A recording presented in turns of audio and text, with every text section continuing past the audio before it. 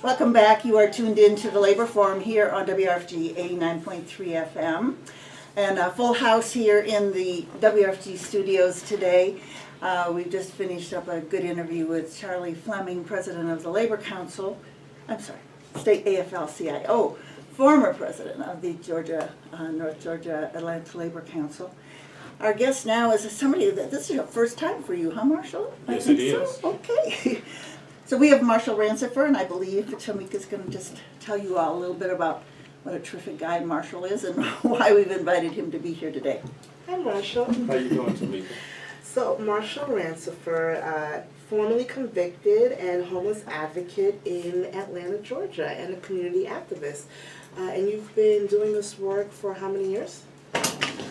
I've been doing it since I got clean off of drugs. I've been doing it since 1998, late 1998 actually. And which organization do you work for now? Well, I work for Someone Cares right now, but I volunteer with a lot of different organizations like Occupy Atlanta, Amnesty International, Georgia for Alternative to Death Penalty, and quite a number of other organizations.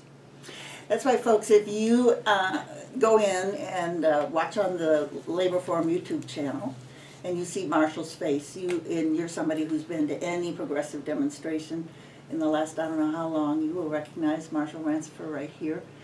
He's always there.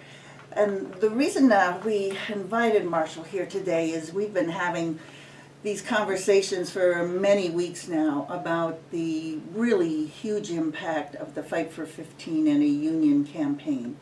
And really more on this segment, and just as we did last week, we're really trying to talk about how this movement that got started by fast food workers just 2.5 years ago has both changed the whole topic of low wages, just in some ways the way the Occupy movement altered the conversation about 99% and 1%, that all of a sudden it became possible to talk about this widening economic gulf between the very, very rich and the rest of us.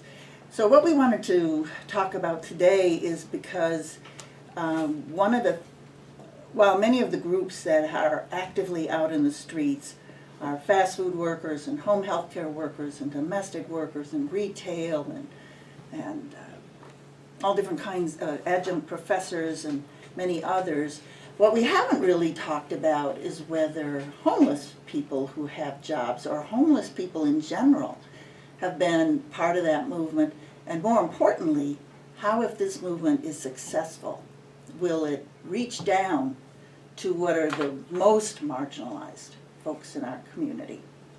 So this is a big topic, and but we wanted to bring Marshall in because he has so many associations and so many connections with that segment of the population here in Atlanta that is left out, and not only left out, really criminalized for being poor. Yes.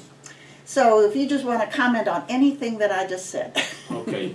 Well, the first thing I want to comment on is the homeless people that are living in shelters. A great many of them, one of the places I volunteer is at the Central Night Shelter, which is a part of my church's ministry. And a great many of the men that do have jobs, but they don't earn enough income to keep a roof over their heads. It's just like a lot of people that sleep on the streets. Have actual income if they're not working a low-wage job. They even keep collecting SSI, SSDI, but it's not enough. They either have to choose between housing and being able to eat. So most of them choose being able to eat and just sleep outside or sleep in shelters. And another problem is that one of the things that's not even being taken into consideration is all the families that are staying in extended stay motels, which is not a home. You know, most of these people have their kids with them, and there's no place to raise a child in a hotel with just a couple of rooms, if that. So the problem is it's not getting better, it's getting worse. And people need to be able to make a living wage to keep a roof over their head. I struggle every week to keep a roof over my head, and I know how hard it is. And if I didn't have a bunch of different skills that I know how to do and work it slow over here, slow over there, I wouldn't have a roof over my head right now. So it's an ongoing problem with the poor people in the community. People in English Avenue, where I moved back to 2 years ago, to make a difference in that neighborhood, even though the dome is coming to that neighborhood again, a new dome. No economic development came out of that gave that neighborhood any value whatsoever. And so those folks are still stuck in the same place and getting ready to go through the same stuff all over again. And in the end, the jobs that they do have in West Atlanta that's going to bring into the neighborhood are still, most of the jobs are low, either part-time or low-paying jobs. They're not going to be sustainable for people to be able to keep decent roofs over their heads. One of the stories that's been all over the internet is this homeless man who works 40 hours a week in the U.S. Senate kitchen. And and doesn't make enough money. He sleeps on park benches and by their subway stations, and goes to work every day. So he's preparing food for these senators. He's cleaning the dishes of these senators. He's serving them in the dining room. And at the end of his shift, he has no place to go. And it's all, you can see it on Facebook. It's his name I think is Charles Gooden. And so that's just an example. It's kind of what prompted us, very frankly, to want to have this conversation. Well, like I said, a big part of the problem is a lot of times poor people, when they're sleeping outside, they're criminalized. The public or government officials don't want to see them. Thus, they're either arrested on petty non-felony charges and end up spending a lot of time in jail. And that's another barrier that keeps folks in homelessness, because if they can't afford to get a roof over their head, then they get locked up for criminal trespass. That's one of the charges they get charged with.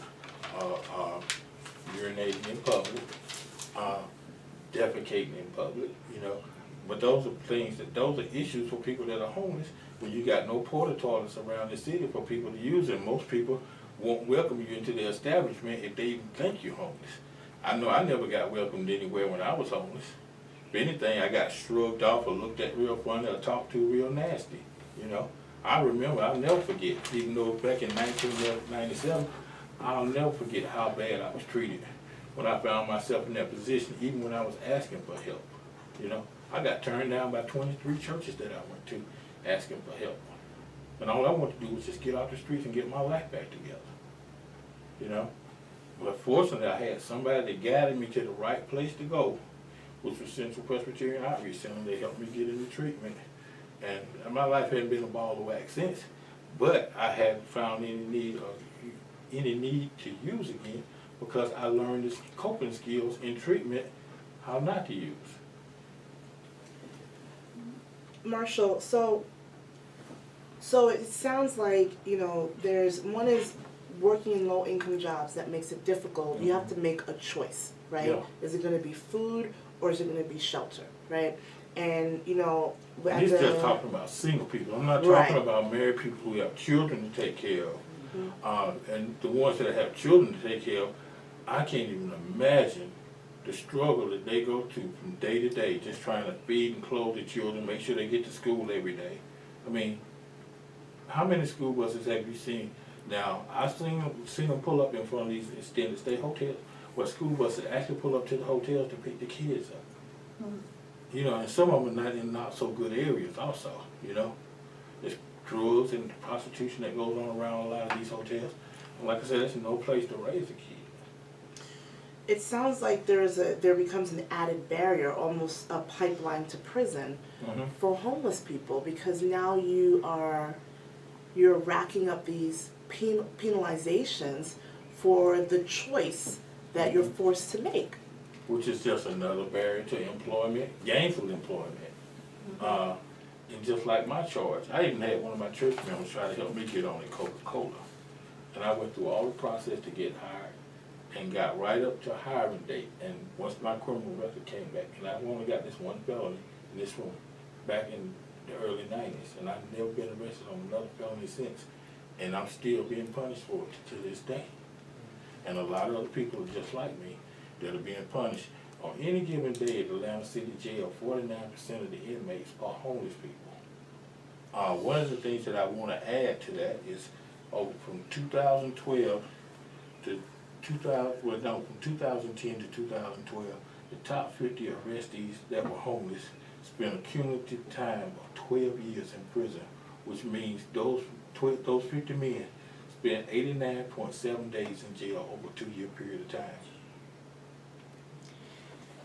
The reason I think this topic is important is because we have had, again, we try to raise on the Labor Forum a kind of very inclusive understanding of who workers are.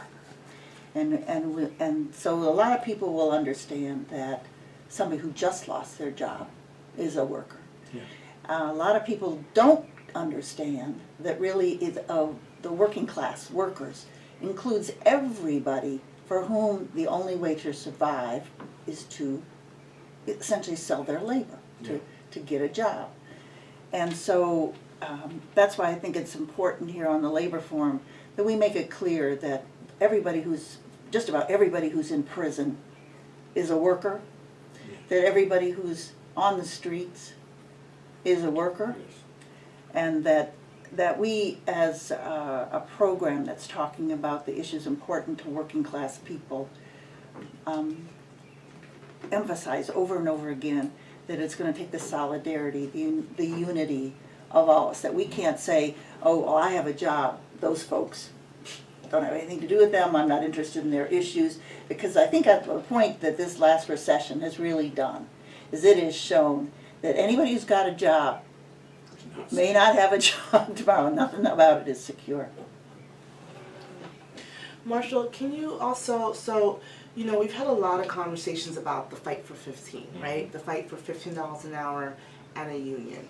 And, you know, I'd love to hear your thoughts about how this movement that's about 2.5 years old now, how could it impact the homeless population? What are some benefits that could come of this movement? What are some ways that you can see Fight for 15 organizers and leadership, including asks and demands that support the homeless community in their ability to get better paying jobs that can allow them to be able to secure housing, right? To like start that upward path, right? Well, one of the things that I would like to see the Fight for 15 do is actually seek more affordable housing for people that are making $15 an hour or less, because right now in the city of Atlanta there's very little low to middle income housing at all available for anybody. And I mean, you get these people into these programs, then once they're done with the program, if they're not making that living wage to be able to go out and afford somewhere to stay, then they're still stuck in homelessness or still stuck being in somebody's program, you know, because they're not making a living wage. A living wage would mean so much to homeless folks. It's not funny, because then they could actually get their stuff together and get off the streets, you know. It's just like me, when I'm making money, I have, you know, I can go and help other people. You know, I'm not struggling from week to week, day to day, and that's most every day, and that's what most people that make low wages. So $15 an hour would be so much of an improvement in those people's lives, in my life. It's not just in those people's lives, but in my life also, to where, you know, that they could actually have lives outside of work. Because most poor people that I know, most homeless people I know, they work, they come home, take a bath, take a shower, maybe watch a little TV, go to bed, get up, and go right back to work the next day, you know. And life should be more than that. People should be able to enjoy other things in life other than work, you know. It would improve people's lives so much. People have no idea how folks struggle. And then just the fact, you know, it's not just the work, it's also being able to get back and forth to work. You know, I got a car a couple of years ago, and I couldn't even afford to drive it. Somebody had given me a car, and I couldn't even afford to keep the car up because I wasn't making enough money. So it's been sitting for 2 years. Marshall, I had a question going back to the dome and the disconnect between the great wealth that exists in this city. I think the census did, it was in the news, the income inequality in Atlanta is greater than any city in the country, the gap between the very rich and the very poor. And I was wondering, could you say a little more from a neighborhood perspective, how something like a construction project really doesn't benefit the people who have to, live there and will continue to live there after the dome is built and gone? Well, I'll tell you what happened the last time when they built the Georgia Dome. They came into English Avenue in Vine City and built a few really high-income houses which were occupied for a very short time. Because who wants to live in a $400,000 home when the rest of the neighborhood looks worse than Beirut, Lebanon? I've had some preachers that I've taken through from different cities, from all over this country and from outside of this country, that came through English Avenue and said that they've been in third world countries that look better than that neighborhood. And if you take English Avenue and then you go to Buckhead, it's stark difference, And I think a lot of this stuff that goes on here in the city, it's not just about being homeless. It's got to do with class. It's a race and class issue also. Because folks with money, folks with a lot of money they rather put money out to pay for a situation than have to deal with a situation. And then whatever money, it's more money spent on studying poor people and homeless people. If half the money was spent on actually helping them than spent on studying them, we would be a lot further along in solving this problem than we are today. But when you have a construction project, you were saying before we started that there's not going to be sustainable living wage jobs created. I mean, by when this you're thing. talking about building hotels and restaurants, those are not living wage. I mean, if you're a manager or co-manager, something like that, or you general manager of the chain that you're working for, you're gonna make a living wage. But if you're just a regular, ordinary worker, working part-time or even full-time wage, you're not gonna make enough money to take care of a family. And a lot of those families in English Avenue are run by single parents, which are women. And some of the women that I know in English Avenue actually turn to prostitution to take care of their children because they don't make enough money at their jobs. Which a woman shouldn't have to do that to take care of the children. And the jobs that they're talking about, that the Invest Atlanta talking about, these different stuff. They put a lot of money to the Northside Drive corridor, Castleberry Hill. English Avenue is only getting $6.8 million of the $200 million that they invest in, that they're using to invest into, back into the community, which is not fair. And we heard the same story when we were talking about the Brave Stadium in Cobb. It's the same scenario, where the community really doesn't benefit. Only the rich people benefit. We live in a capitalistic country, and they capitalize on every opportunity possible. So Marshall, when you and I had talked earlier, you had shared a little bit with me about some of the actions that the city of Atlanta is taking to punish people for being homeless. Well, I don't know if it's exactly punishing. They just don't want to see homeless folks. It's not just the city, the county, and the state also. The state just moved a fence from behind the wall. It's like a park that sits right next to my church, and it's right across the street from the state capitol. And they just moved the fence, and if you want to see these pictures, anybody, you can go to my Facebook page and look at them. Anybody's welcome. My page is public. They moved the fence from behind the wall. So when I talked to the Director of Communications for the Georgia Building Authority, he told me, he finally contacted me 4 days later, but he told me the reason that they moved the fence from behind the wall to the top of the wall, which they moved it all the way to the edge of the wall so nobody can sit on that wall any longer. But the reason he told me that they did it was because the fence was damaged on the back side of the wall. Now, I was there watching them when they dug the fence up to move it, and that fence, and I've been out in that courtyard a number of times, that fence wasn't damaged at all. And all of us who've been at a demonstration at the Capitol and sat on that wall while we were listening to speakers know very well about how that wall was And a it's good the thing. same situation where, all the people that have been, it's been more demonstrations in recent years. So just like they don't want to see the demonstrators, they moved them to a free speech zone in the back of the Capitol where nobody can see them. They want to move the homeless. Liberty Plaza. They want to move the homeless.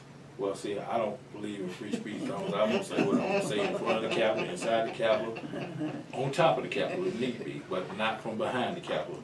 My getting behind stuff was like riding on the back of the bus ended in the '60s, so I'm not getting behind anything or anybody anymore. I don't have to. And it should be the same. People should be respected. You know, it's just like Woodruff Park, that marble wall that encircles Woodruff Park. It's basically been destroyed by screwing those metal flower boxes in the end. What's the flowers that they put out there this spring? They look really nice. But they don't look so nice all bunched together like that. Going around the wall, going all the way around the park. They're taking most of the seating out of the park. They stuck a no smoking sign out. And then they actually had a sign that we're trying to let the grass rest so everyone stay out the grass. But folks it was okay for people's dogs to be out there on the grass, taking a crap. But they didn't want people out there walking on the grass. But it's all right for people and their dogs to be out there.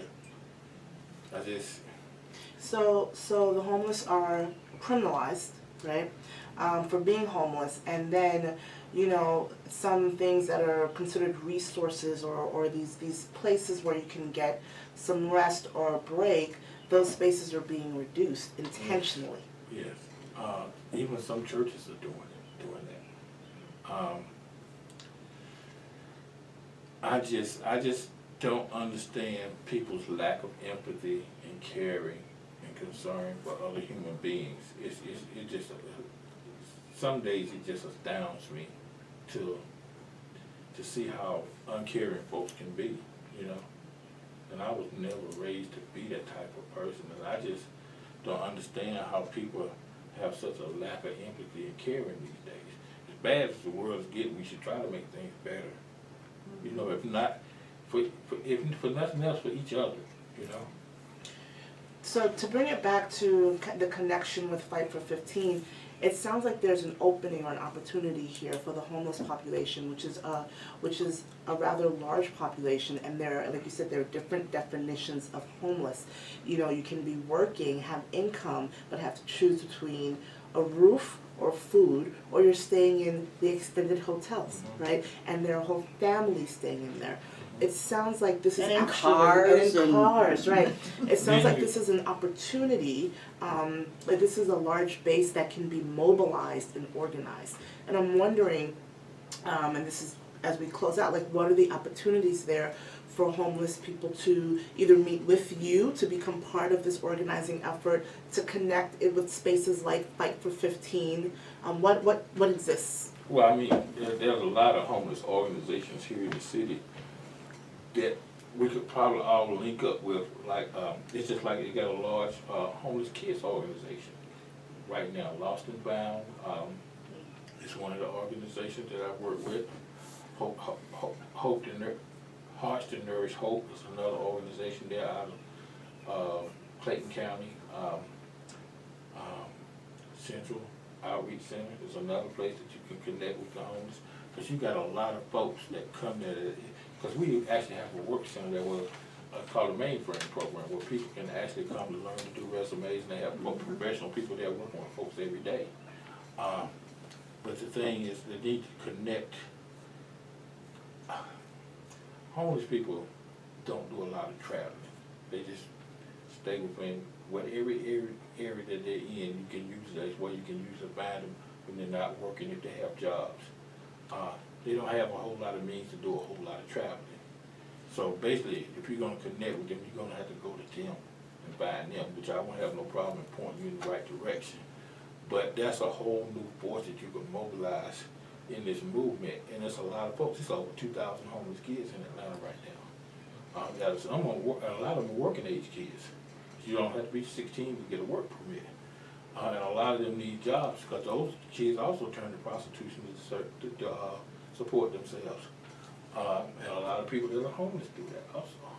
So you got different populations. You have some that's actually sleeping on the streets that have jobs. They prefer not to stay in the shelters because they don't feel it's safe. And the other group of folks is the ones that are in shelters. You could also gain support from them by the same thing, but you're gonna have to make the effort to go out and connect with them, because they don't have the means or the ways to go out and connect with you. Thank you, Marshall, so much.